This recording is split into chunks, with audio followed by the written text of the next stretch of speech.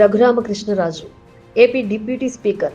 ఈ పేరు వినగానే మన కళ్ల ముందు చాలా అంశాలు గుర్తుకు వస్తూ ఉంటాయి. వైసీపీలో ఉంటూనే ఆ పార్టీ అధినేతపై ఒంటరి పోరాటం, ఎవరికీ భయపడకుండా విమర్శలు, అరెస్టు కావడం, కస్టడీలో ఇబ్బందులు ఇవన్నీ గుర్తుకు వస్తూ ఉంటాయి. కూటమి ప్రభుత్వంలో డిప్యూటీ స్పీకర్ కావడం, ఆ తర్వాత కూడా జగన్ను టార్గెట్ చేయడం వంటివి జరిగాయి. అయితే ఇప్పుడు మాత్రం ఆయనకు పార్టీలో, ప్రభుత్వంలో సహకారం లేదనే comment వినపడుతోంది.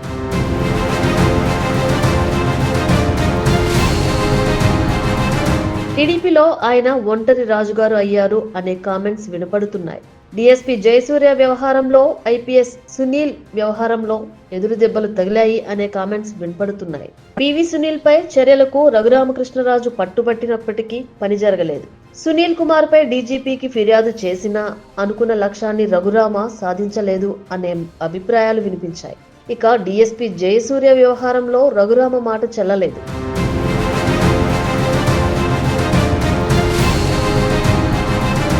Deputy CM Pawan Kalyan దూకుడుగా వెళ్లడం, ఆయన విషయంలో సీఎం కూడా సీరియస్ కావడంతో పోలీస్ శాఖ బదిలీ చేయక తప్పలేదు. కొత్తగా భీమవరం డీఎస్పీగా మరొకరిని నియమించారు. ఈ రెండు వ్యవహారాల్లో కూడా రఘురామ మాట చెల్లలేదు. దీనికి తోడు సుప్రీంకోర్టు షాక్ ఇచ్చిన తర్వాత సోషల్ మీడియాలో పివి సునీల్ వరుస పోస్టులు పెడుతూ విమర్శలు చేస్తున్నారు. బ్యాంకులకు రుణాల ఎగవేతపై వరుస కౌంటర్లు వేస్తున్నారు. అయినప్పటికీ రఘురామకు పార్టీ నుంచి మద్దతు కరువైంది. అటు సోషల్ మీడియాలో కూడా ఇది రఘురామ వర్సెస్ పివి సునీల్ కి సంబంధించి వ్యవహారంగానే చూస్తున్నారు.